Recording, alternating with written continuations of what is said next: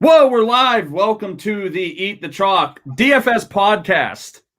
I am your host today, Nick from CWE, joined as always for college football by Travis Vanderloop, better known as Snoopaloop _3 on Twitter. I am Nick from CWE on Twitter. We are Eat the Chalk podcast on Twitter, representing at DFS headquarters on Twitter.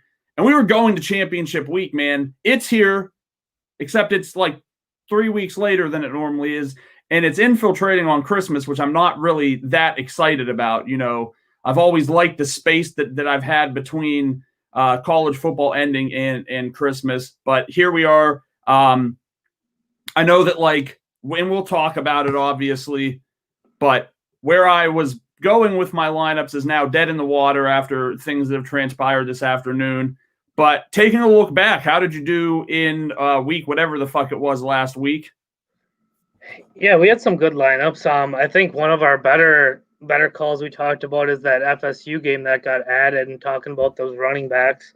I know we got on I think it was a Florida State running back pretty late there when it came out that he was going to get a lot more, and I think he was 43. So I know that helped a lot of our guys with their lineups. Other than that, it was kind of, another kind of break-even week. So hopefully we can get one of those break-even weeks to go a little bit more here, and let's end the season good here in the regular season.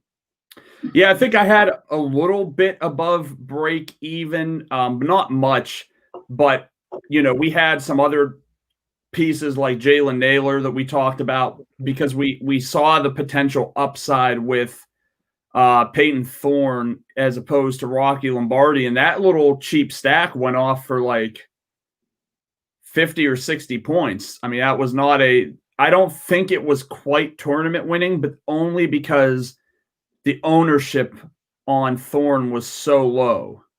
But yeah, one of the other ones, I know we were watching kind of that the Louisville game and just kind of watching Cunningham. And he had, I think Hall got 2 of the touchdowns down at the goal line. And, that's just something uncharacteristic for Cunningham to do. He's one of the most selfish players when you get down at the goal line. I think you could go back and look at the whole season, and he's not handing the ball off there twice on RPOs. And then kind of our other quarterback play we liked was Clayton Tune.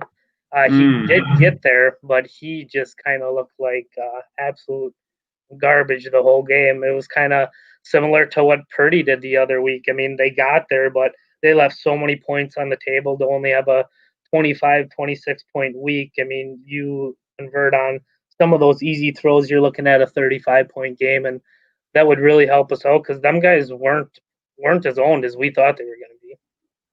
No, and you're right. That stuff is frustrating, and it seems like really it happened a lot more this season than most. So you almost kind of wonder, is it the lack of practice and preparation or just the distraction that this whole thing has been? But hey, we're here at the end. I think we have an interesting 11-game slate followed by a 4-game slate. I haven't looked at it yet. Something tells me it's probably going to be close to unplayable because it's dominated by whack Alabama player in terms of how you're going to try to build your lineup there. We got NBA around the corner. I mean, I think we've all been doing really good at preseason. I think I'm probably going to take a little bit of hit tonight I don't follow stuff, but what I'm gathering is Harden is not really doing so well.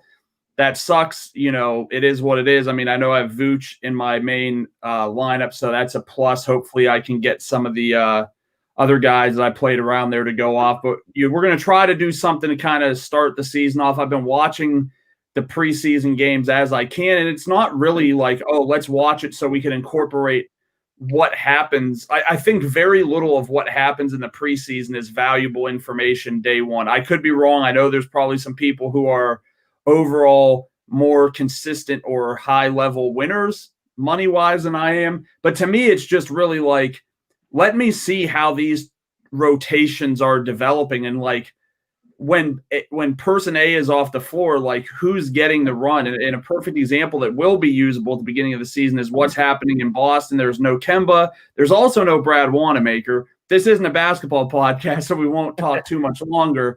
But as you can tell, I'm very excited. But that's the reason why we're kind of watching. But we'll stop there. let's get the party started.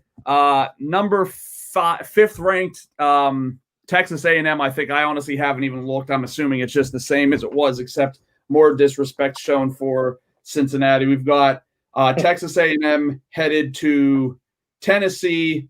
I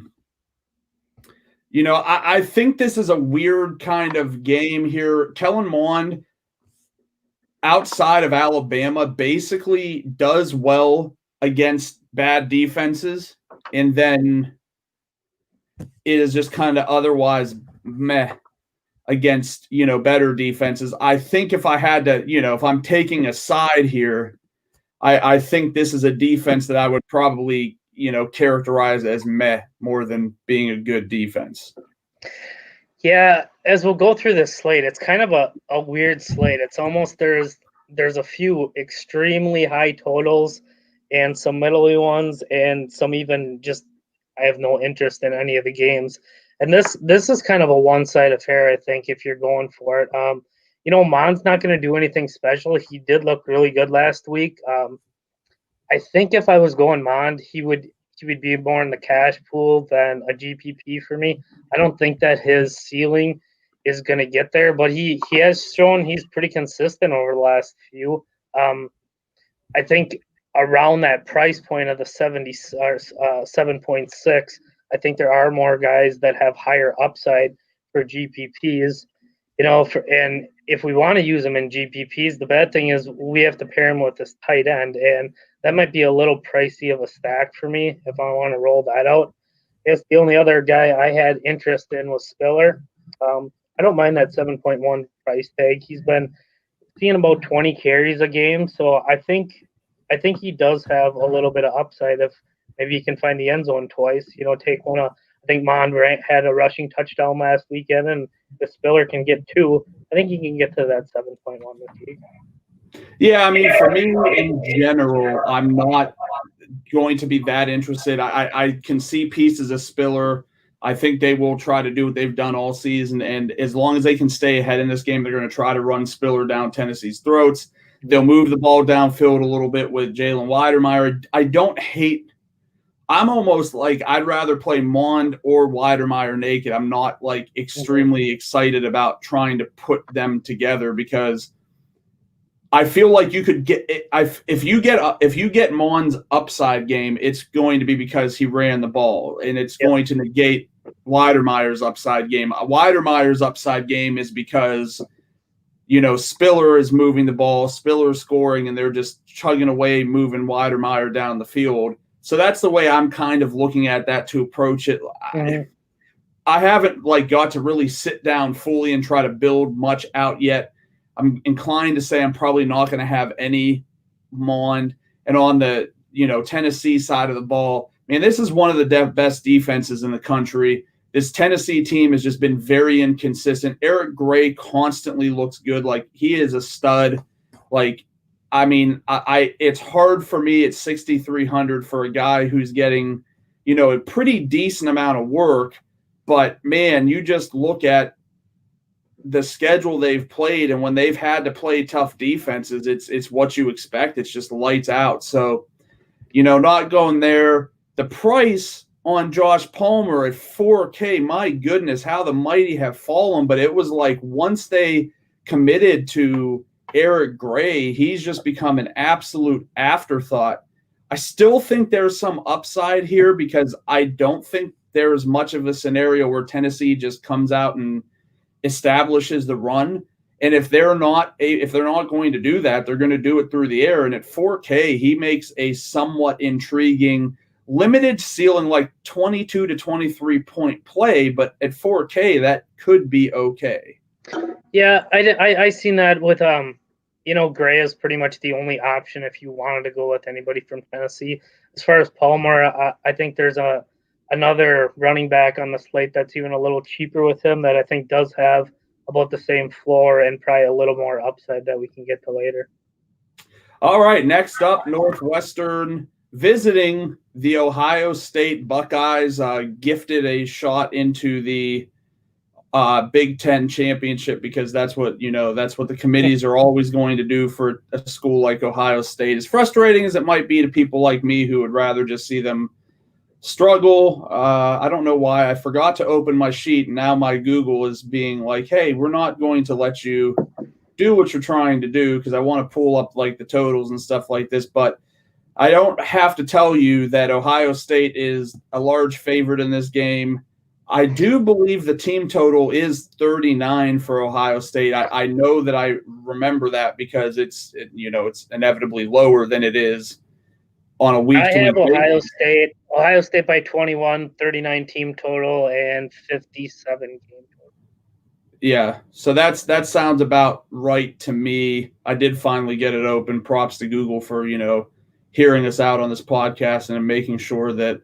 But yeah, I have 58.5 total, 90. I mean, and this is one of those games, Snoop, where it's just like, Ohio State is going to do something, right? You have to, at the prices they're at, you're basically saying, are they going to do their above average something or better?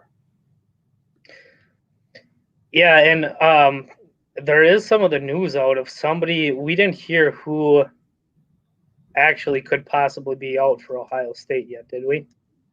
No, I mean, at this point, it's still a situation where, like, it has been mentioned on some message boards that someone from Ohio State, like one of their top offensive players, has COVID. Nothing has been released. There's some speculation going around that it could be Chris Olave. But listen, I mean, what? It was just like all of their offensive linemen. It could just easily be that all over again. I don't think, from what I recall, I haven't gone back to look at it because I've been busy, but I don't think it specified that it was like an offensive skill position player. If Olave misses, right, like, Julian Fleming is someone that the Devy world, I think, pretty strong profile, as most. Like, look, who's coming to Ohio State that isn't a high profile, prospect? So I think that at 3K, he's the most likely beneficiary if one of Wilson or Olave is out. It feels there was a point where I was like, yes, that 3K salary is going to be extraordinarily necessary. I don't necessarily feel that way now. I think that there's kind of been a shift in that we'll talk about way, way, way later. I would be more prone to looking toward Garrett Wilson if Olave was out, because I think that it's just going to increase the focus that they put on him. I can't stomach it. I do think that Ohio State has like they are going to give up some points, but like even on an 11-game slate, like I'm not pressed to try to figure out which Northwestern guy could potentially catch, because they're going to try to run the ball. They're going to use Kyrick McGowan, and they're going to use whoever the hell, Bowman. I can't pronounce his name. I'm a smart guy, but I'm not even going to pretend to. Bottom line, I'm not wild about anything on the Northwestern side. I'm not really wild. Yes, Master Teague, the price seems like at, I think, 6,700. Like, now that starts to feel like more in line with where he can be played. We know that there is big upside there. Would not shock me. I mean, it just wouldn't shock me if they did try to just run him very, very, very heavily. And, he would be – I don't think Fields and the rest of those offensive pieces are going to be chalky by any means this weekend, because I think people will look at Northwestern and put some respect on their name. But at the same time, I think that Teague would be that kind of like pivot off of the passing game, obviously. Yeah, Teague, and then – you looked at Sermon last game. The bad thing is with Sermon is he got a pretty big price jump to 4.9. Mm-hmm. I think the last time that we seen him on the slate, he was like 3.5. 3.5. Yeah, it was very cheap. Yeah, so I'm not too interested. They're going to give they're going to give Teague the ball. Sermon will see his touches, but he has to do what he did last game in his 10 touches. To basically, you're not playing him in cash, so you don't need him to get there. You need him to get, 20 points in your tournaments. Yeah, he's got to go over 100 yards and score at least one touchdown, if not two. Yeah, I guess I don't necessarily mind going with a Fields in kind of some tournaments, or I just think that they're gonna. Northwestern has a good defense, but I think that with everything that's happened with them having to redo the Big Ten kind of rules that they did to get in there, I think Ohio State's going to try to run it up, just to kind of make a statement.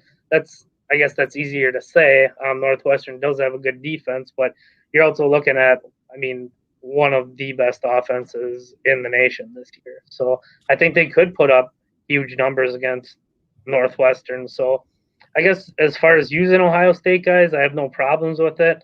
And it kind of just comes down to we have to kind of wait to analyze this team until we hear who is actually in and out of this game. Yeah, that's going to be the big one for sure. And we're going to have to wait a couple days to find out because, it's not going to happen anytime well before the game. So next up, Oklahoma Big 12 Championship visiting Iowa State. We have a 58.5 point team total. So just like we saw with Ohio State Northwestern, biggest difference is Oklahoma is a 5.5 point road favorite. This is the toughest game Oklahoma has played, I feel like, in quite some time. So to me, this kind of feels like a letdown spot potentially for them. I do believe this Iowa State team is good. It's I don't know. As soon as I saw the slate and I opened it up, I was like, man, Breece Hall's going to break the slate this week. And it's not because Oklahoma's a bad matchup or a good matchup. It's not like they're playing Kansas or Texas Tech or anything like that, where it's just okay, we know what's going to happen here. He's going to get there and it's going to, but this is a game where they actually need Breece Hall. This is a game where they need their best players. And I don't expect him getting spelled out of the backfield unless they get out to a big lead. I expect him to be heavily involved. And, I still think he's possibly going to go under the radar. Maybe less now that we don't have a ton of high-priced options that are just obvious slam dunk plays on the slate. But that was my first instinct when I saw this game. Yeah, it was the first time when I looked at the total of 58. I was kind of surprised on that. Really, the only interest, I do have a lot of interest in Hall, but I don't really have too much interest in either of the quarterbacks. Sanders and Purdy, I'm not, Rattler and Purdy, I'm not really too interested in those guys. As far as the receivers, I think if I'm going to get anything from this game, I'm probably going to go Hall or Stevenson. Stevenson, since he came back, he's looked fairly good. Last week was his worst week in the 4 games that he's played, and he still hit 20, 21 DK points. He's getting targeted out of the backfield. He's seeing he'll get 4 or 5 catches a game, and he does have a couple 2 touchdown upside. But these defenses, I think, are that's why I was so surprised at the totals. These defenses are pretty good. So. Yeah, I think that these championship weekends I've avoided for years just because, first of all, I like Christmas. Let's not make any, so it was always I'm going out in the early part of December when this is happening and I'm not going to be around. But it was always really tough to predict because it's a lot of time in these conferences. And this year, oddly, because this is the Big 12, man. These are 2 reasonably decent defenses. Oklahoma, I think, more so than Iowa State.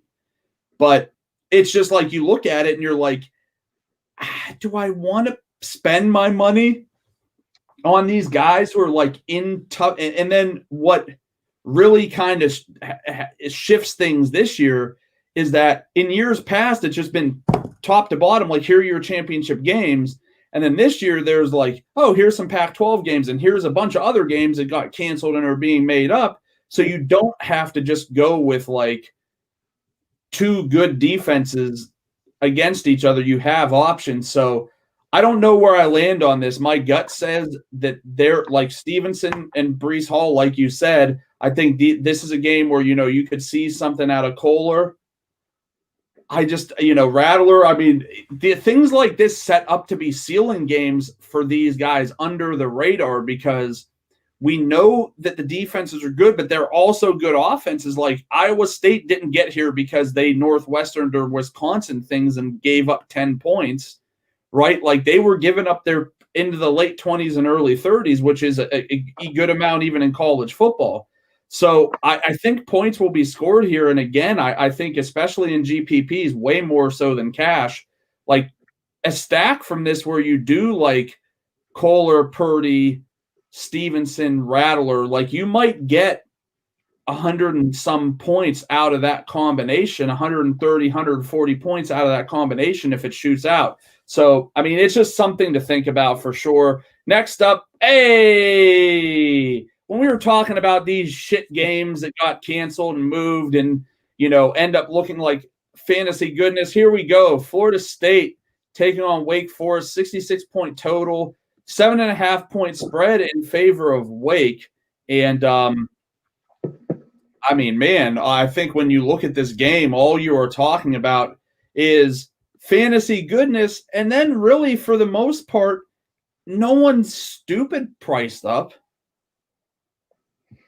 Yeah, I mean, this is kind of the same thing we were looking at last week when Florida State was on the slate. It's like, you have two terrible teams, but, it's still a 66 game total, and these guys are priced pretty reasonably for what they're projected to score. You have both the quarterbacks under, you got Jordan Travis at 7.2 and Hartman at 6.9. They're not, I mean, by no means they're good, but these points are going to have to come from somewhere. It's just we got to find out where they're coming from. Yeah, and I think, from my perspective sitting here and we talked about it. This was the last game on the slate last week. We really pushed heavy the narrative that, like, you could see low ownership, which I don't think materialized. Like, in most of the contests I was in, Corbin was reasonably high owned. Travis was reasonably high owned. The Duke side maybe wasn't high owned, which listen, I thought after watching Mateo Durant a couple of times this year, I was just like, yeah, I'm going to play this kid when this team is set up to succeed.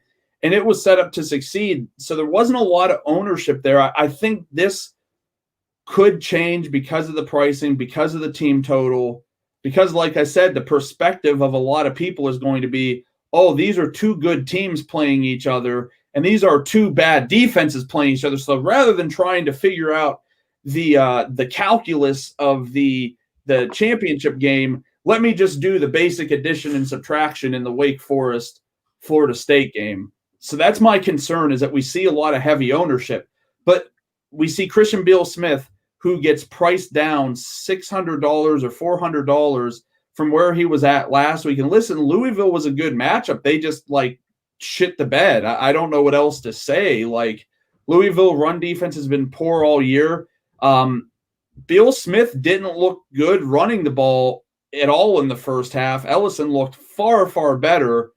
I don't know that you can necessarily trust either one, but then going back to what I just said, you just watched Mateo Durant and Deion Jackson and Chase Bryce just completely move all over Florida State last week. I don't think we're going to sit here and argue that Duke is a better team than Wake Forest, and they still produced at least two fantasy viable players in Durant and Jackson last week.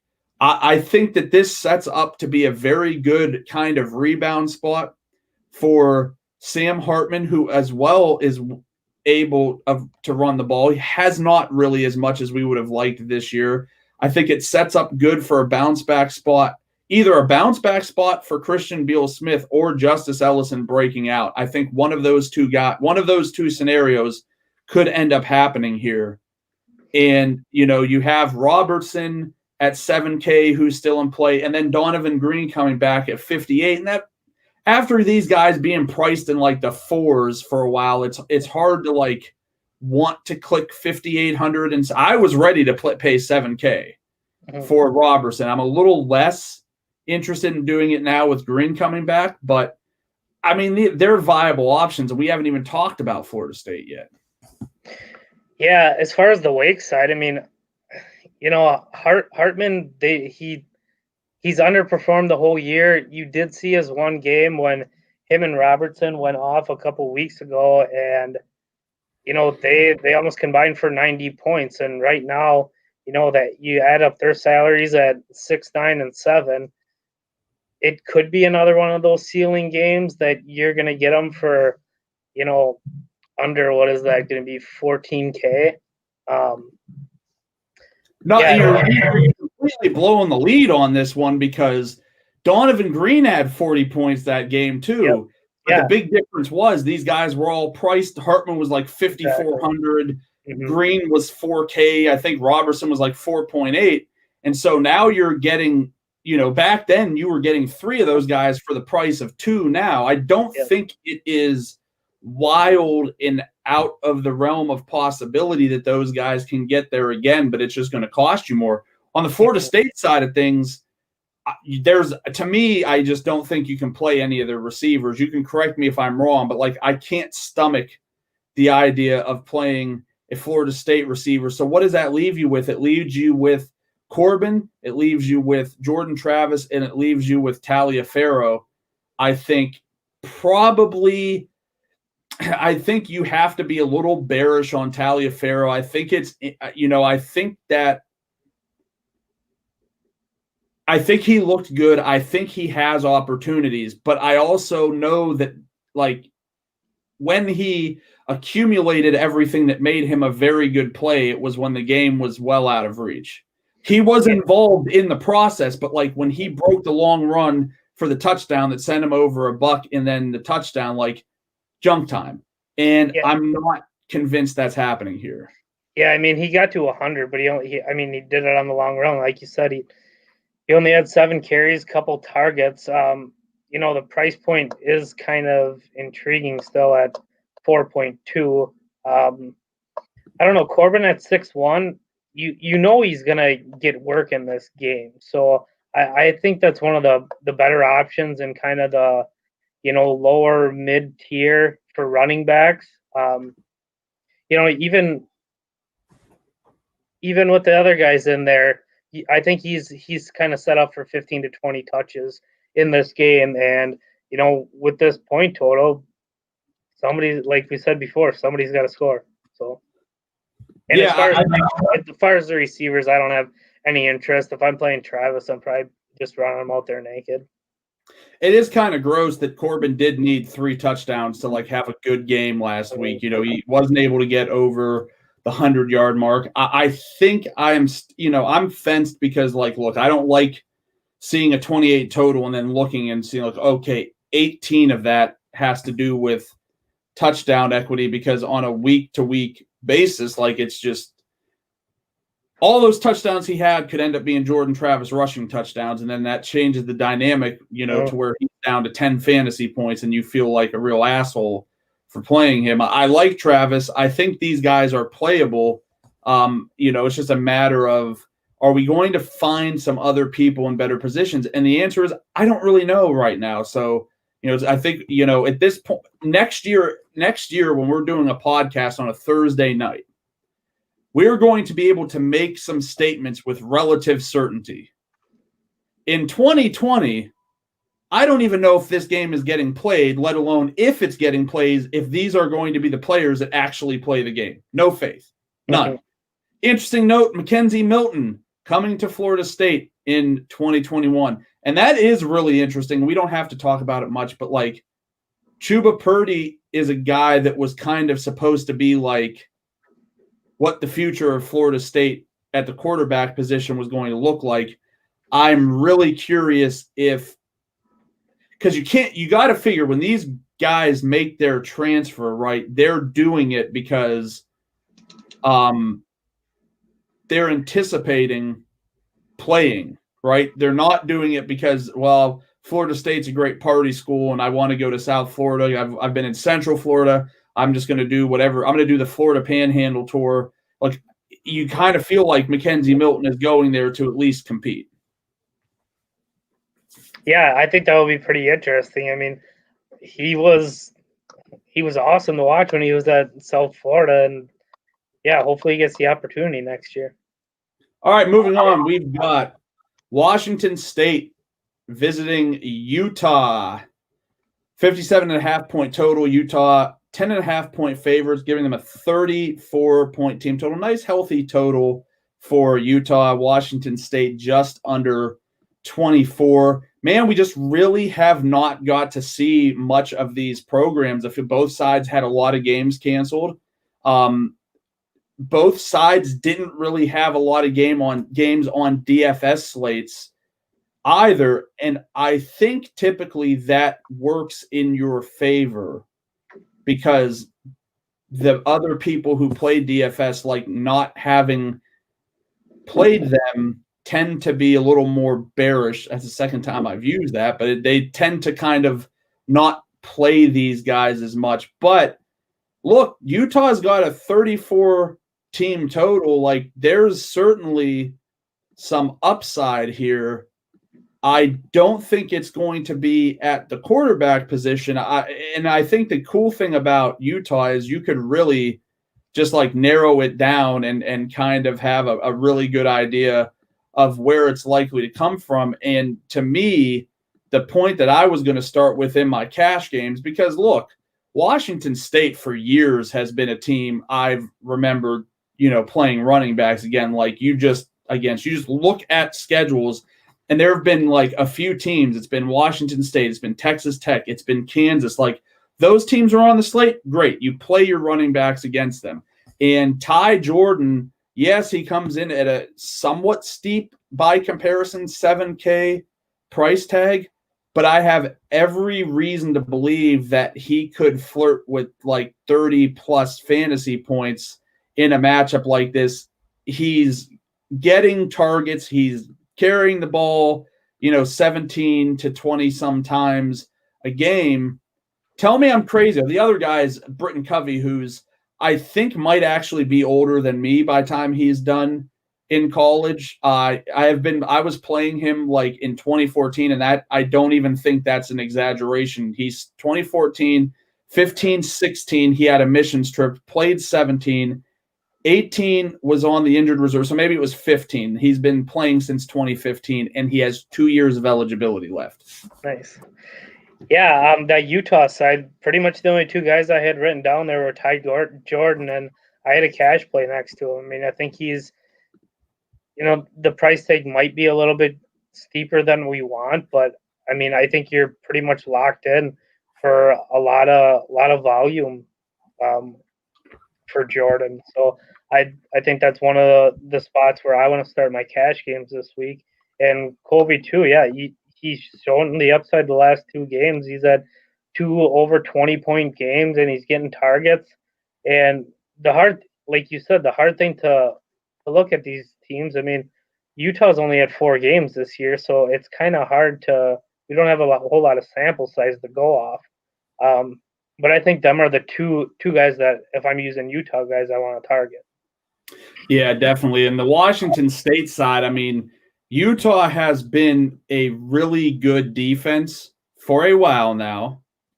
I am not super excited to really attack them, but in fairness, this is a team with almost a 24-point total, so there's a 3-touchdown expectation. I think there's some opportunity there. Up until the most recent game against USC, which, it looks like he played the whole game, but was just absolutely terrible. Jaden Delora had put up decent scores, probably nothing that would really move me to push him. So you're looking at Dion McIntosh, although I'm not seeing like a question mark anymore by Max Borghi, but everything I've read suggests that he's not playing this season with a back injury. So, we got the Beard Brothers. Who's Vigo? Oh, yeah, that's Frank. Yeah. Frank, he kind of has a beard, right? Like a little bit. Does he? I don't think so. This is like that episode. This is like that episode of The Office where they couldn't remember if Stanley had a mustache or not. Yeah, exactly. So, no, as far as Washington State, the only other guy I had written down was Bell. I don't know. His price is a little bit high for me at 6'4". I think there's better options around that. He's clearly the one. Like in my opinion, from what I've seen, like Travell Harris had the first game. He's very clearly a number 2. Bell is a number, but like, and the price isn't terrible for a guy who could get you like 10-point floor just in receptions. Yeah. But, it's just in the context of the slate. Like, I think if you feel like he could get you to like 25, which he's done twice this year, including in this awful USC game last week, right? Yeah. So I think the upside's there, just probably not something I'm looking at. Next up, a real humdinger here where we go to Louisiana taking on Coastal Carolina, 55-point total. Coastal Carolina, 4-point home dog, 29.5 team total for them, 25.5 team total for Louisiana. Man, probably should have played more CJ Maribel last week. He just absolutely destroyed in every facet. And, these teams actually did play earlier this year. And, we saw a 26.5 point performance out of Maribel. I don't think at the price tag that's going to quite cut it. Maybe in cash it does, but like his tournament play probably doesn't cut it. But still someone that I have interest in. And, I am very interested in seeing, where else we could go here. And it's funny because, ULL, they want to run the ball. Elijah Mitchell, Trey Regis, Chris Smith, all seeing touches. That's a weekly headache there trying to figure out what to do. Levi Lewis, he's got upside. I think he's a guy I would take a real long, hard look at him because this game, I think, could be a lot closer than people might expect. And, everyone's a Coastal Carolina fanboy because, dude, I think this is only their second year in the FBS, right? This is an FCS team. I think this is only their second year. They're freaking undefeated. Yeah. And I think there's a lot of Coastal Carolina fanboys and girls out there who are just assuming that, like, yep, this is the team. This is just like one of those UCF situations from a few years back where it doesn't matter who they play, they're just going to run through them. I really don't know if that's the case. There's certainly an opportunity here for ULL to get out to a lead, really establish the run more than they already do.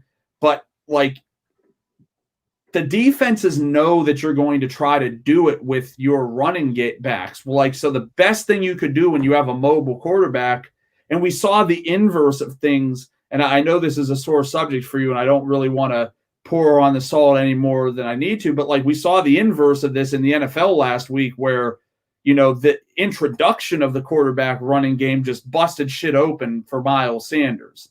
And so I could see something like that happening here where the defense is just so focused on making sure stop Elijah Mitchell, stop Trey Regis, and you just have Levi Lewis running these RPOs where he ends up being the one that runs, and before long you've got a quarterback over 100 yards with a couple of touchdowns, and no one is going to play Levi Lewis. Like, unless I feel like the biggest hole in my daily fantasy game is just like being incapable of understanding where and how ownership comes in. But man, I would find it hard pressed to believe that we're walking into Saturday with any ownership above 5% on Levi Lewis.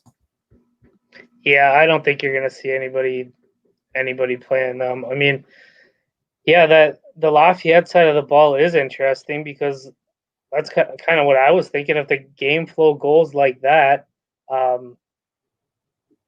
Lewis is gonna if they keep it close, it's gonna be because of Lewis. So that price tag is really interesting on that, and yeah, I think it's gonna be an under-owned good tournament play. I think. I mean, honestly, this is like an optimal price tag for Levi Lewis, to where it's not too cheap, where people are like, listen, for QB2, I'm just going to play this Levi Lewis kid because he's sometimes running, could give me a rushing touchdown.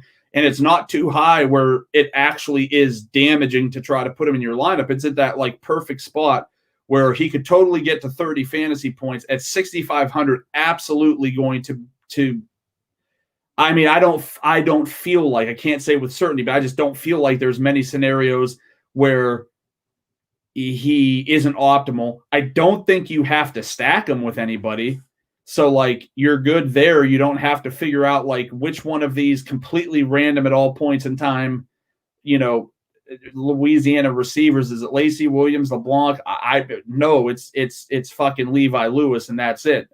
I think you can look at the Coastal passing game. Likely's had moments, Halai, big, coming off a big game. And he's the one who's always priced up at that point where you're just like, man, I can't stomach the idea of paying that price. That's just me. Yeah, that's a steep price tag. I think if you want parts of this game, and I'm going with McCall, I'm probably more likely to go with Likely. I just you're almost getting a 2.6 discount on it, and I think that McCall.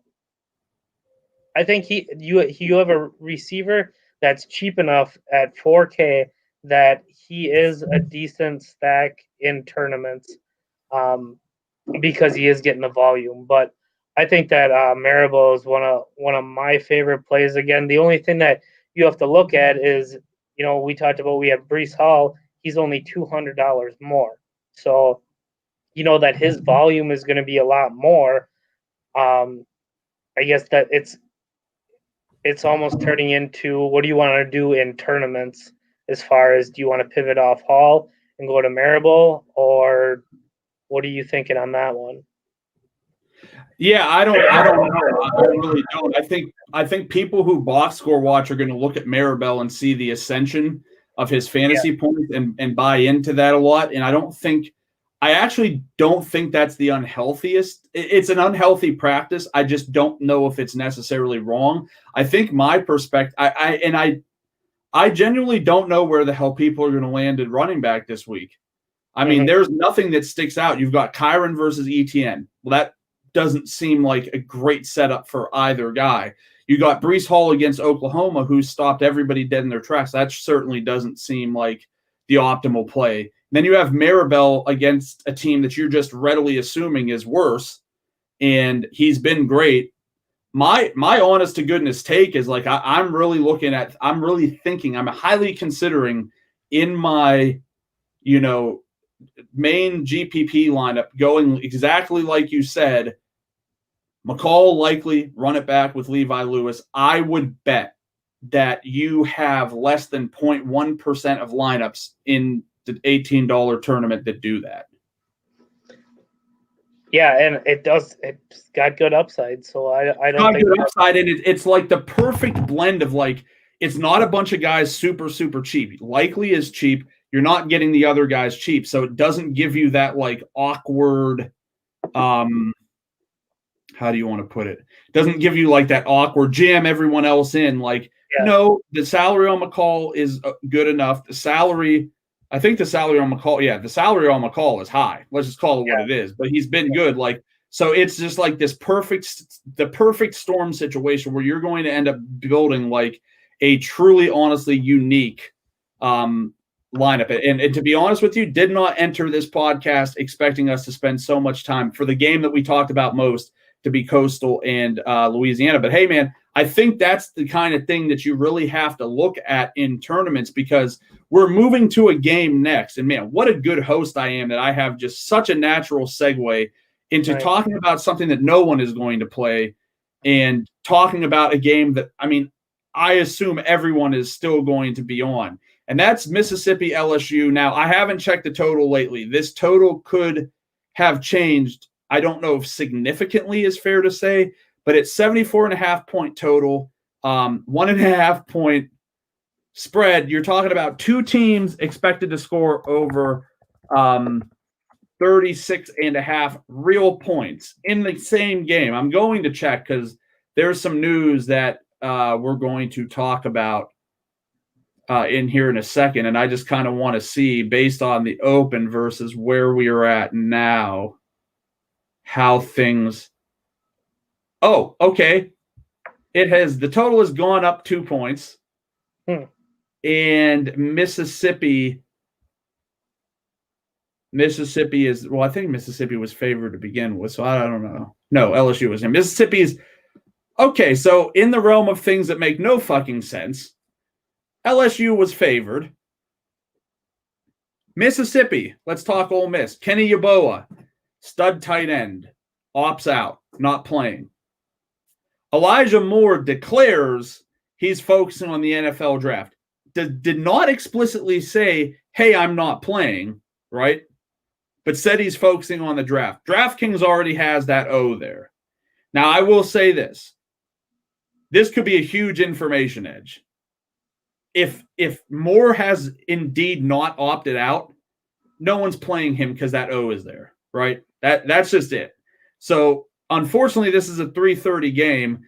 I can't imagine you leaving yourself with enough flexibility to fucking get Elijah Moore in your lineup. He's the most expensive player on the slate.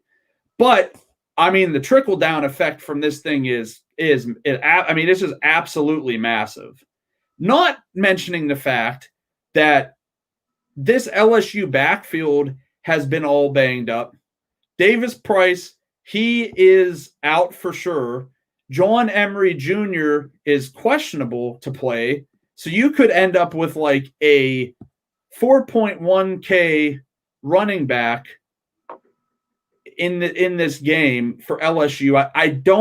Ole Miss defense is terrible. Terrible. There's very few situations where I don't see this game staying close. Now, Snoop, you have an even bigger issue where literally three of the four top priced players in this game are out. And the other one, in my opinion, from Jump Street was effectively a cash lock in Keyshawn Butte. And now you start looking at all of these guys priced underneath and you're like, hot damn, but at the same time, there are ways that I could see this situation turning into a trap, specifically on the Mississippi side of the ball. So I'm going to give my thoughts real quick because I've had a long time to think about this. I totally, because I saw this earlier in the day. I just totally forgot to tell you about it until when I did. So I think all expectations of people are that there will be next men up with Yeboah and Elijah Moore presumptively not playing. I think that's kind of like a stupid argument to try to make. Well, obviously there's going to be fucking next men up because, arguably their top two receivers this year are gone. I think that a lot of people are looking for like exact positional replacements. And I think that's where shit can go sideways really fast, right? I think like the guy behind Braylon Moore, trying to find his name. I don't see it. Let me get back to the depth chart here. Because I just saw the depth chart not too long ago. Come on, I have it pulled up in one of my tabs. Okay. Elijah Moore's backup is Dennis Jackson. Okay. Dennis Jackson, I am just assuming he's 4K or 3K. I mean, he's definitely minimum price. So I think a lot of people are looking at that and they're just like, oh yeah, I mean, Matt Corral throws to the slot guy because that's what position Elijah Moore played. I would be super contentious with that thought. I think that Matt Corral throws to Elijah Moore, who just happens to be the slot receiver. I think that all of the receivers here are extremely risky. But in saying that, if there's one guy I feel most comfortable about, and I think to me has to be considered a cash game play is Braylon Sanders. This was a guy who he and Elijah Moore were like at a time last year, like I thought these were the two guys. And then, and maybe it was 2.5 years ago, like at the end of when AJ Brown and all of those guys, like Braylon Sanders was there, man. And I remember playing him a couple of times early in the season last year, and he just never did anything. Then I think he was hurt. Then he came back, never did anything. And so there was a little bit of shock after we saw Mingo and Drummond and Yeboah all kind of emerge at the beginning of the year that all of a sudden, like a month ago, holy shit, there's fucking Braylon Sanders again. Now, look, I don't know. It could be a situation where this kid just dealt with a bunch of ailments back to back to back to back to back, and he's finally to like full health. But the talent was already there because he was getting on the field with fucking DK Metcalf, and he was getting on the field with AJ Brown and all of these guys that were just like super, super clearly awesome players because they've been dominant 2 years into their NFL careers. My only slight concern is what if they just decide that they're going to run the football, which is something I think they could do at will against LSU. That's kind of my big concern. So this game, to me, kind of went from like some super sure cash pieces where you were just plugging in, again, my opinion, Max Johnson, Keyshawn Butte, Elijah Moore, to now being like, I feel good about Johnson and Butte, but like a little bit unsure about the Ole Miss side of things. But again, devil's advocate, instead of having to spend like $18K on a quarterback wide receiver combination, now that quarterback wide receiver combination of Corral and Sanders is back down to like $13K, which is a lot more palatable. Yeah, and like I didn't, until you told me this info about more a little while ago, I had all my research done, so I just pretty much I went through there, and yeah, Drummond and Sanders were the ones that popped for me to go to, especially at their price tags. But then I got thinking, like you said, they could just pound the ball and run, and then Ely at 7.3, he looks pretty good. And then instead of going, because you wanted to play Corral because he had more, and there's the upside there. I don't even necessarily know if I hate, just thinking it through here quick, if you go Johnson Butte on one side, and then you could run it back with Ely, and then somebody like Sanders too. I don't think that because Moore's not there, I don't know if Corral has the ceiling anymore at his price tag at 9.7. He's not going to have those 50-yard bombs to Moore and score 3 touchdowns like that.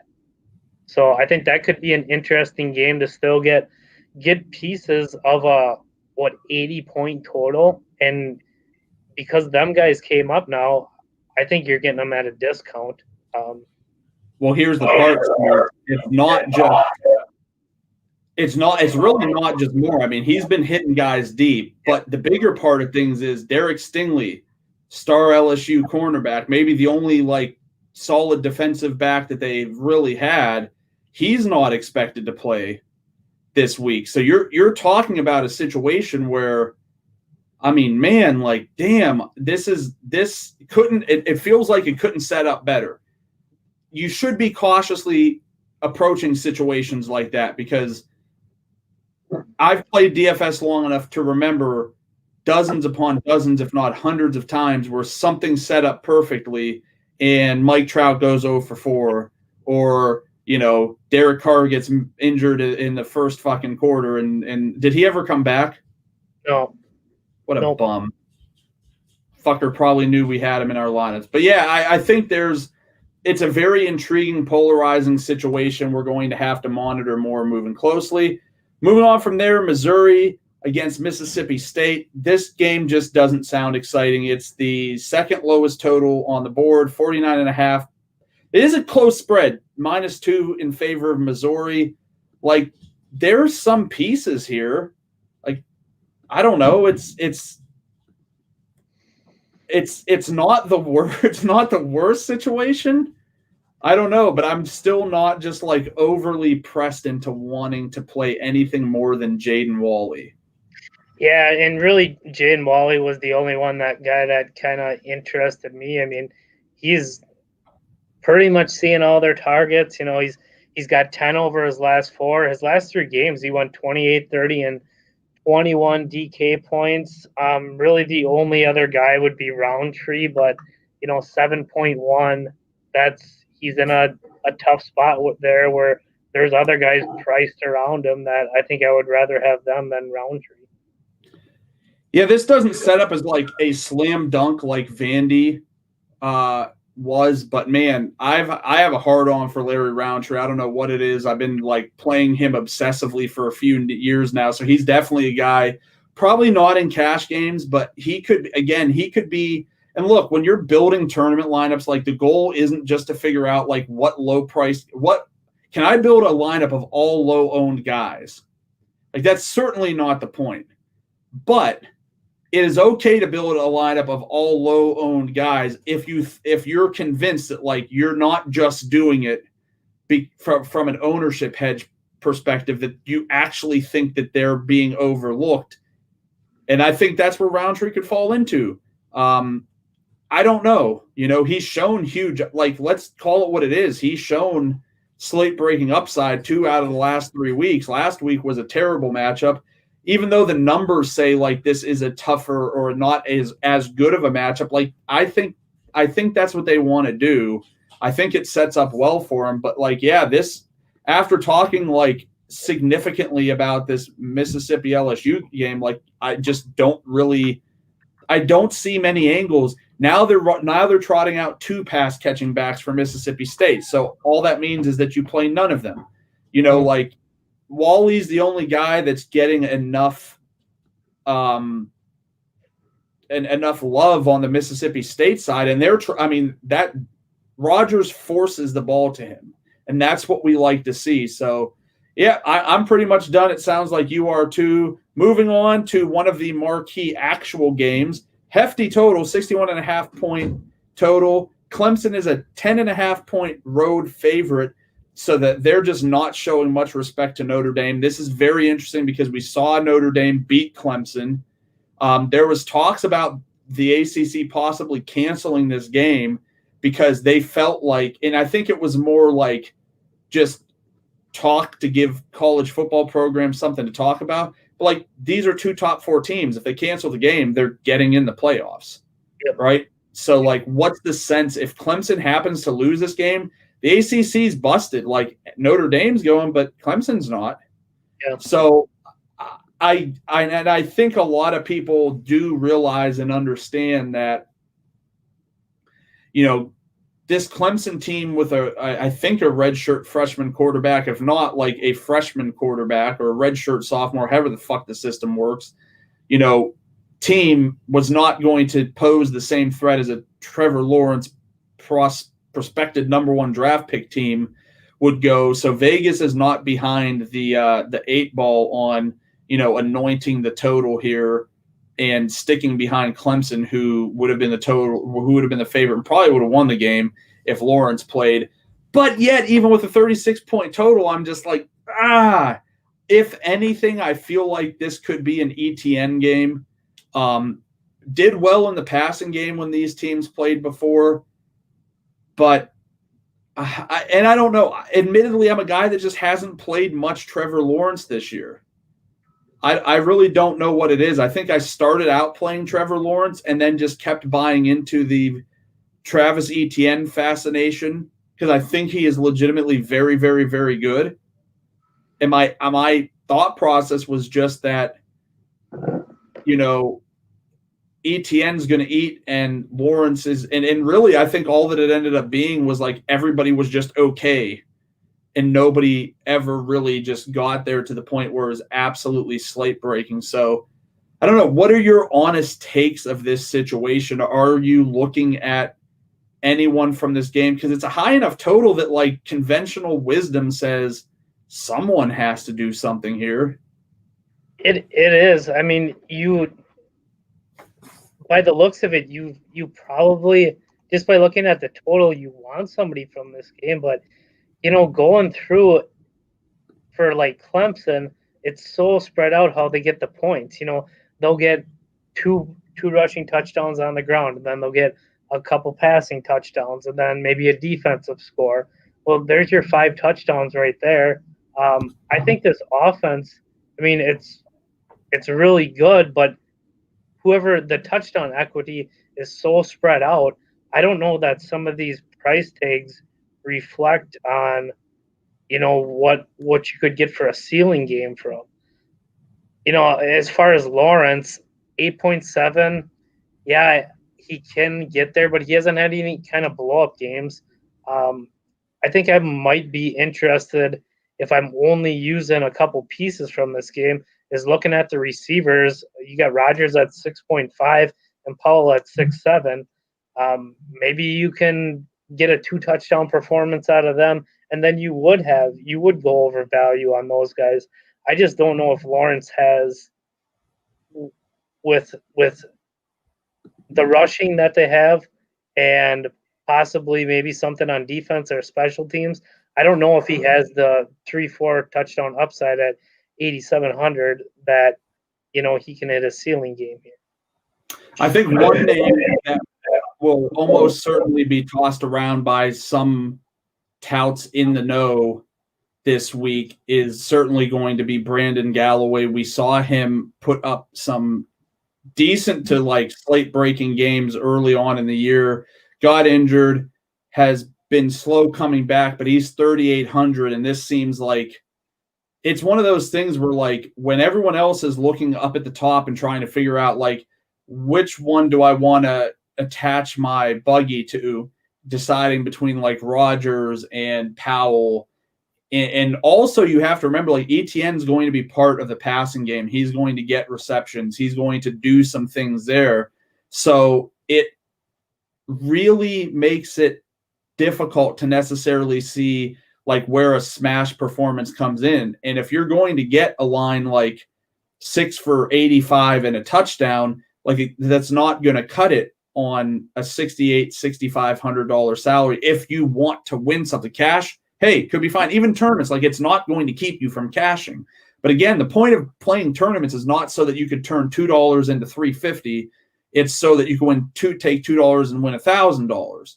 So while there are many sets of circumstances where one of these guys can go off, I just think, it could be more spread out. And if it is going to be that way, I'd rather look at the cheapest, most viable option for this team, and that's Galloway. And if he manages to, go 3 for 31 and a touchdown, I've got 12 points at 3.8K, still not the greatest, but if it's one of those 6 for 65 and a touchdown lines at his price, at that point now you could, depending on how things come together, be looking at a guy who has just broken the slate. On the Notre Dame side of things, Lord have fucking mercy. Like, this team, you almost have to set up a rule. And I don't typically play more than one player from a team, even in college football, because it's so hard for all of them to go off. But Notre Dame is like, week 1, Kyron Williams has 3 touchdowns. Week 2, Braden Lenzy has 3. Week 3, Kyron has 3. Week 4, it's Skronek. Week 5, it's Skronek. Week 6, it's Kyron. Week 7, all of these guys, when they score touchdowns, these Notre Dame's guys, they just score them all in bunches. I don't think there have been very many games where, like, one guy got a touchdown and another guy, it's like, nope. Last time they saw the field, fucking Javion McKinley had 3. The time before that, it was Kyron. The time before that, it was Skronek. The time before that, it was Book. The time before that, it was Skronek. So, like, there's certainly some viability in looking at some of these Clemson guys. And yes, what I'm saying is entirely likely to be a mirage, but it is just like maybe and it could just be how they call plays, right? Like, hey, this guy got in the end zone. He looks good. Let's just keep fucking going back to him. I don't know. Could be what happens. That being said, I'm just not really excited about trying to play any of these guys. If it was anyone, I'm probably thinking like I'd look at McKinley, because I feel like he's more of a steady target guy. But even at that, you could look all the way down at Michael Mayer at 3,800, and honestly, he looks like he's a far better play than Brandon Galloway based off of the targets and actual production he's putting up, to where if he just manages to score a touchdown, like, it's smash city. If he happens to score 2, which we know happens in daily fantasy, like, Lord, you're winning all the money. So I don't know, like, I'll have some, and this seems to be like the year of the revitalized tight end after several years where just like, we haven't really seen top tier tight end production. It seems like we're really starting to get it back this year. Yeah, the Notre Dame side of the ball is kind of hard to figure out. I mean, we've seen Book at a really elevated price tag last week. I think he was like 9.2. Now he came down to 7.9. I mean, 7.9, you're getting probably a solid 25 to 30 points there. I don't think that's going to do a whole lot. I think if I'm looking at anybody from Notre Dame, it would be Williams, probably at the 7.5K, because I think he has the most opportunity for Notre Dame to get a multiple touchdown game here. McKinley, McKinley would be my option at wide receiver.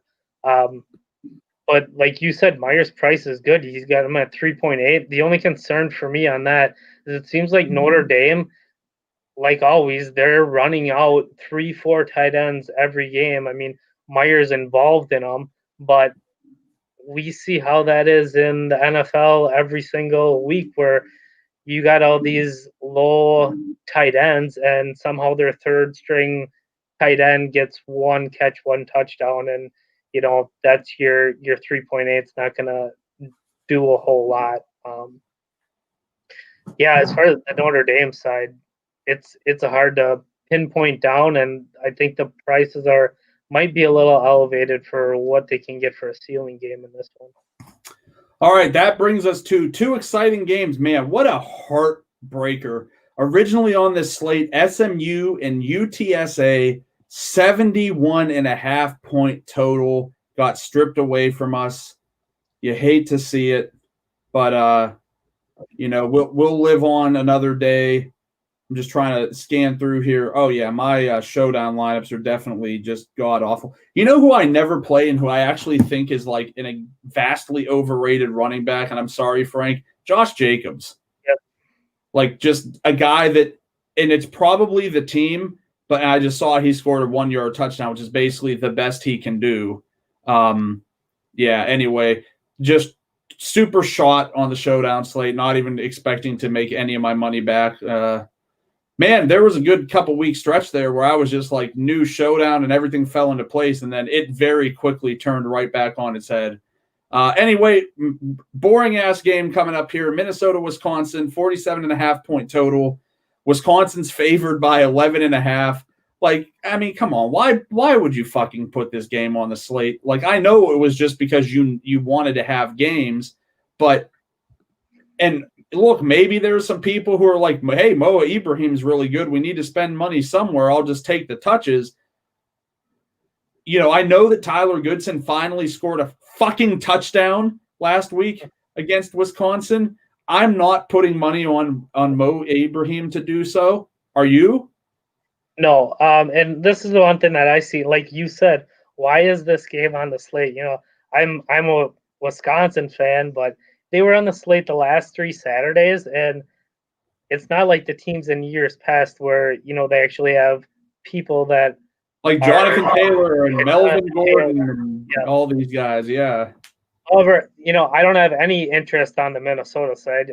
I'm definitely not paying 9K for Ibrahim. The only really thing that I've seen, there are a few maybe value plays from Wisconsin. If we want to go back to the Jake Ferguson, his price has got all the way down to 4.6.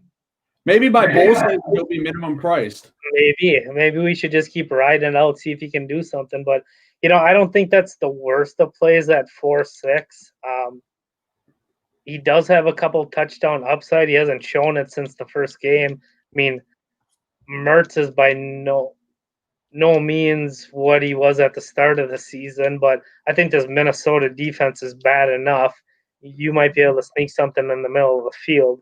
Well, I mean, come on. This is your team, and you should know better than anyone. You're looking through the box scores. What kind of fucking draw did they get that they had to play Iowa, Indiana, and Northwestern? That's arguably the three toughest defenses in the Big Ten. And so there's no wonder why Jake fucking Ferguson hasn't produced. It's because they haven't. But you look back to the first 2 weeks, they played Illinois. They're a fucking trash bag. I mean, Graham Mertz looked like he was going to be the next big thing in college football the first week of the season, and that went downhill super fast. But like you're saying, I mean, Minnesota's legitimately they're a bottom 5 defense, period. And so as much as I'm saying, why is this team on the slate? Then I'm like, well, wait a second, hold on here. And then you add to the fact, this is a perfect situation. You could possibly play Nakia Watson and Jake Ferguson in this game and just wash your hands and be like, okay, I've spent less than I've spent $7.5K, and I could possibly get 50 points of production out of this. Yeah, I mean, Nakia Watson, I think at 3.6, that I didn't see if Berger was going to be out again. He's doubtful as of now, so it's gone from questionable to doubtful. I highly doubt he plays. Yeah, there's no reason for him to play in this game. And basically the only other guy they have in the backfield is Groshek. But Nakia Watson could get there. He doesn't have to do a whole lot at 3.6, but you bust off 2 touchdowns at 3.6, and it's very possible against this defense. I mean, I think that's one of the best 3K plays on the slate. I think the only thing that is a mild irritant to me is just the idea that we saw this happen before, right? Where I think Groshek was out and it was oh, who's it going to be? And they were just Watson got 13 carries. That's really not a lot. But I guess someone against a bad defense who's going to touch the ball 13 times, I'll take it. But the bad thing is what if you look at Berger was out last week, and watching this, I painfully watched that game. It was so incredibly slow. You weren't even running many plays. So against, it's 2 good defenses going together, but I would be interested how many plays were actually ran in that game. There could be 20 more plays ran in this game, and now you're getting 5 more carries, and his price is there's guys priced at you have a guy like Trey Sermon priced at 4.9, who is their backup. Well, Nakia Watson is going to be starting against a terrible Minnesota defense. I would rather take the touches and the upside for that. Yeah, and my only concern is Garrett Groshek is back in the mix. With Berger out last week, Nakia Watson, certainly got the vast majority of carries, but the prior 2 weeks, I think 1 week was tied and Groshek got 5 more carries. Plus, you still have this guy, I'll just never forget him because Mason Stoke, who, scored 2 touchdowns the week Watson scored 2 as well. And it was kind of tilting because, these were minimum price plays, but you wanted more out of Watson the week. He did it. I don't know, definitely something to keep tabs on. Man, this Minnesota team is just bad. Yeah.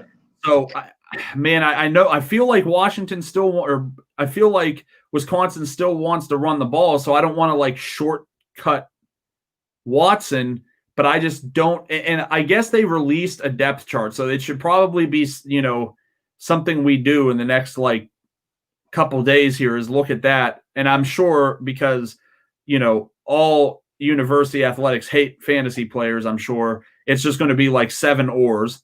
But I'd like to know that Watson is the guy at the top. If I know Watson is the guy at the top, I will definitely consider him. If not, I am not going to consider whoever is, and I'm probably just going to play Jake Ferguson.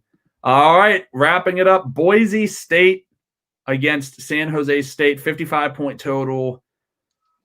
6.5-point favorites are the Boise State Broncos. San Jose's defense just good enough to make it not a situation where I want to go out of my way to play anyone from Boise State, but man, there's some guys I feel like you can just really, really, really, really look at to try to, target here.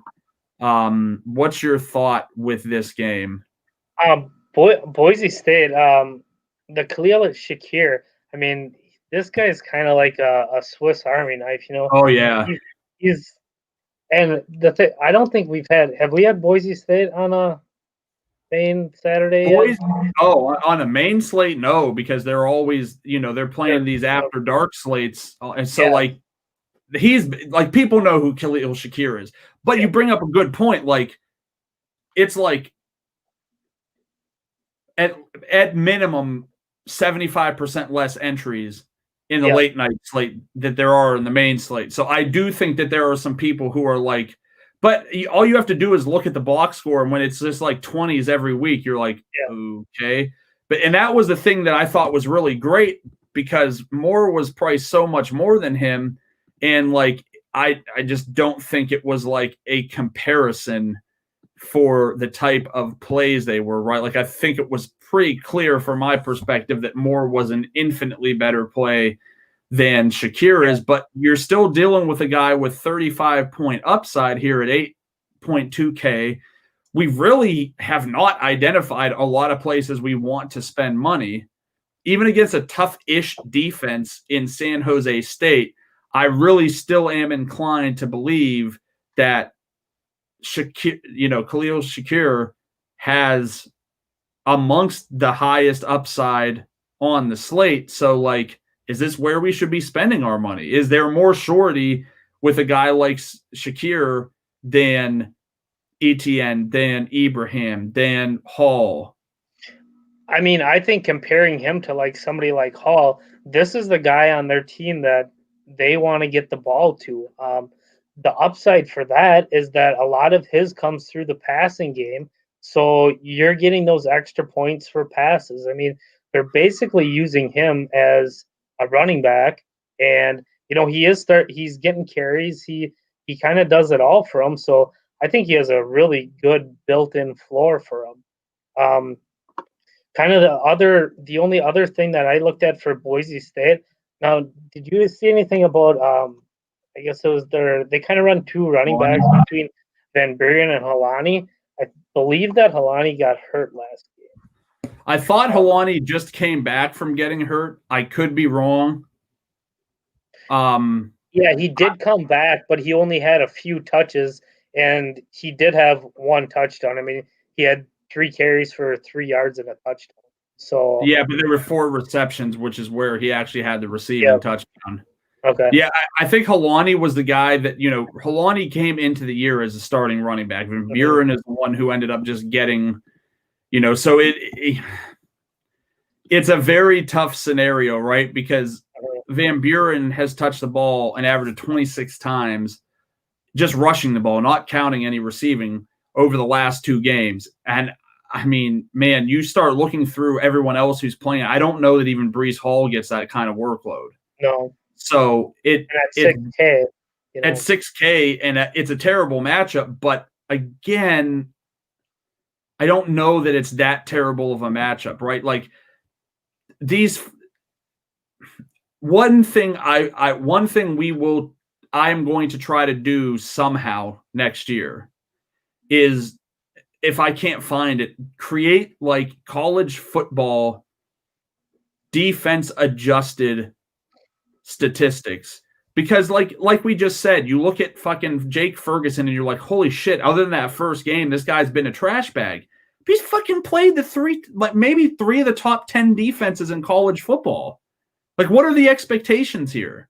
Conversely, you sit and you're like, well, that old San Jose State, they're 11th the best against the run. But I'm telling you right now, I've watched some of these games because they've been on, I think they were on both night slates and late night slates, and they've played some teams that just don't even have running games. So how the fuck does that, how does that measure up? How can you look at that statistic and with great confidence just be like, well, fuck, yeah, these guys can't get anywhere. Like, it's just not going to happen. I think we need to dig more into the Helani situation. And if it is an occurrence where he is banged up and we think that Van Buren is going to, be a 6K starting running back for a team that's a road favorite, like he's an easy cash game play with tournament winning upside, because if things break his way in getting 25 to 28 touches between rushes and receptions, he could break off 3 touchdowns. And if he breaks off 3 touchdowns and gets over 100 yards at 6K, like in 5% ownership, mind you, because people won't play him because they're like, there's that 11 and he's not ETN and he's not, he's not even fucking Ty Jordan. He just doesn't have that reputation. And he's a backup. And a lot of people, look, college football is a relatively short season. You look at the NBA, that shit feels like it goes on forever. Baseball, it just painfully goes on forever. It just never ends. But like college football is like, typically it's 3 months. People have 3 months of retention, and they remember that Andrew Van Buren was not the guy at the top of that depth chart to start the season. So when they're building their lineups, those who have actually heard of him, because there's going to be a lot of people who haven't because they're not playing late night slates, they're going to think that there's some element of thinking like, yeah, but Helani was the guy, so we're dealing with a backup and it doesn't matter what he's done lately. So I think it presents a good opportunity to maybe play someone who this is like that Ayuk play from last week when I'm going to talk about it again this week. Like, to me, I know there was people even on our own team that were like, I don't know why you saw it as a slam dunk. But, like, this guy was getting Devontae Adams, Tyreek Hill workload. It was not as good because Mahomes and, Aaron Rodgers weren't the one throwing the ball to him. But why are you arguing about getting fucking 11 targets at $5,400? Why the fuck would you argue about getting 20, 25, 28, 30 touches all in all at 6K? Like, why are you arguing about it? There's running backs that get 18 touches and you'll trip over your dick to spend 8K on them. But you won't take a guy who gets like 1.5 times that at $2,000 less? Sure, I'll be happy to take your money. No problem. Yeah, I totally agree with that. What do you see anything on the San Jose side, or? Yeah, I mean, they're not expected to score no points. They're expected to score almost 25 points. And I'm not playing because with a guy like, first of all, Tyler Nevins played the 2 most favorable matchups recently that give him like an elevated looking like I did something total, right? No question about it. In all of these other games, the game plan had to be, we have to chuck the ball. Now, there's a bunch of stuff to understand about this San Jose team. First of all, Nick Nash comes in and he does do like wildcat quarterback. So Nick Starkel isn't going to just be an 100% of the guy on the field all the time quarterback like a lot of these other people. I don't think Nick Starkel was someone you or anyone else was like rushing out to play. But just know that even in that concept, like Nash has been coming on, they will a lot of times give goal line where evidently they haven't the past few games. That's gone to Nevins. I haven't seen his San Jose in at least like 3 or 4 weeks. But that exists. So that reduces like that ceiling upside there. He loves Bailey Gaither. Talented kid. Trey Walker, another talented kid on that team. Those are really the 2 guys like I would consider. Pretty decent price difference. And as you can see, there's been a pretty decent production difference between those guys as well. I haven't seen any of the games recently, but I mean, I think, I would tend to say that like Walker probably more of like a cash game option. Gaither obviously has the GPP upside there. Yeah, Gaither's you're like you said, it's a 1.8 difference there. I'm probably just going with the cheaper one, and if I'm getting a piece of the San Jose side, I'm probably going with Walker. And it feels like one of those things where like it happens every week and in almost every sport, right? Like where you're just like, I know that the production for the guy that is $2,000 more is better, but I'm going to just save the money. And then you save the money, and the guy you save the money on like drastically outproduces the guy who normally gets there. And it just seems to work like that. I mean, that's how it was for both Metcalf and Lockett the weeks they really had ceiling games. It was like, well, Metcalf's cheaper. I don't know which one to play. I'm just going to play him. And but boom, Dick straight up. He just goes for 40 points. Then you're like, well, Lockett's cheaper this week. I'm going to play him. Boom, 56 points. Like there's no logic to it. It's purely just dumb fucking luck. But I think that's where I would go, man. Like after talking through this, I have to be honest with you and saying like I don't have a great feel on what I want to do. It's Thursday night. I haven't even entered my lineups yet, but I'm literally sitting here like I don't know what I want to do. I mean, the guy that was like my surest play and most other people's surest play, he's done. He's unlikely to play. The situation is murky behind him. You could go with a guy like Shakir, but the ceiling isn't the same as it was for Moore. Granted, he's, like $1,700 less than Moore was, but Moore had 50 some point upside. Shakir's like 38, 39, which is still great. Don't get me wrong. And we're looking at the running backs and we're just like, I just don't see how we get there with any of those running backs. So it just does it. I could see this being a week where I run a cash game lineup and I open it up. And when I see the percentage of ownership, I kind of poop my pants a little because all of my guys are like super low owned, and Butte will not be low owned. And I know that is a guy I'm playing no matter what. But like, it wouldn't shock me if it's a week where I open up and when these games start, I start to sweat a little bit because like, I think to myself, like, did I fuck up here? Like, who didn't I have? Yeah, who didn't I have that's coming in at 53% ownership? And college football is not as bad as the NFL, right? Like in the NFL, you run into a lot of chalk situations that just never make any sense. Like people wanting to play Jets receivers. Like it's chalk that doesn't make sense. This team sucks. They played Seattle last week. Oh, Seattle's terrible. If you've been watching football, no, Seattle's actually been getting better on defense. Since they made some trades, like they've been getting better on defense. So it was frail chalk.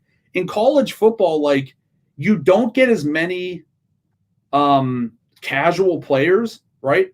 So the people who join contests like genuinely know what they're doing. So you don't run into as many of those like frail opportunities. And like, look, I know it's your team, but like this running back situation for Wisconsin could end up falling into that situation because it's murky. It's the depth chart is probably a big fucking ore. So, you're assuming it's going to be Nakia Watson until it's Graham Mertz rushing 3 touchdowns, or it's Stoke, or it's Groshek gets 24 carries, and you're just like, I don't even know what to do anymore. So, like, you deal with that a lot less in college football, but I see it this week with potentially on the Ole Miss side of things where we don't have any, like, we think Drummond, we think Mingo, we think Sanders, but it's the end of the year, and they could very easily just say, no, we're not even going to play any of those guys. We're just going to run out a bunch of freshmen and start to see, who is the next Eboa, or they just say, hey, we want to see more Snoop Connor. Like, you don't know. So I think there's going to be some interesting situations this week that we have not seen to the extent as we have in the past, because we're at the end of the season. We're at the end of a shortened season. We're at the end of a shortened season in a pandemic. We're at the end of a shortened season where all of these kids, this year didn't even matter. It didn't count. They can come back. They can just hit the reset. So it's going to be interesting to see what a lot of these teams do. I do have to ask you, just like right now, if you had to flag plant, do you have a couple of flag plants or a couple of people who you're just like adamantly like, yeah, this is someone I know that I'm going with? I guess I can run down. Quarterback is hard to pinpoint down this week, even more so now that we went through it. Initially I had I think one of the guys you could look at in cash for a quarterback is possibly Travis. I think that the price point is low enough. He does get some on the ground. I think that's a good option. As far as GPPs, I don't mind Hartman. I think that's a decent price. He can definitely lay a shit game, but I think he does have the opportunity this week to, hit one of those ceiling games for only, what would that be, the second time this year? Running back, I think we're kind of sold on Ty Johnson for a good cash play running back, and kind of with the news coming through with Mississippi, I really like Ely as a GPP play there. So, and wide receiver, I think we went through Butte as one of our cash plays, and then GPP is going to kind of be all over the board. I think we came up with some. I think I want to do kind of maybe a stack with Hartman. Look at Robertson. I know we said the price was a little high, but I don't think that's going to garner a whole lot of ownership in tournaments. And then you can look at stacking McCall with one of his two receivers. You can either go up top or go cheaper at the 4K. So I think this is we talked through a lot of good GPP tournament stuff this week. Cash is going to be tough this week, but I think we pinpointed some games that are probably going to come in underlooked, that I think we can gain a little leverage that people aren't necessarily going to go to. The Notre Dame game in Clemson is just going to garner some ownership, and I don't necessarily know if that is the way to go this week. Yeah, I mean, that's definitely a lot to think about, and I think there's a lot of good thoughts there. And I've done a lot of my research, and then the problem that we've seen over the past few weeks is that your research turns to shit at 11:40 on Saturday morning, and then you're stuck and you're literally stuck. I think that's the only thing I really dislike about this season. Very grateful and thankful that we've had it. It's been a big plus. But you're stuck. You have to be around something to make changes, because at the end of the day, there's a ton going on. There's a ton of news and stuff like that. I think this is kind of finally putting it to bed. I don't know what's going to happen with the bowl games.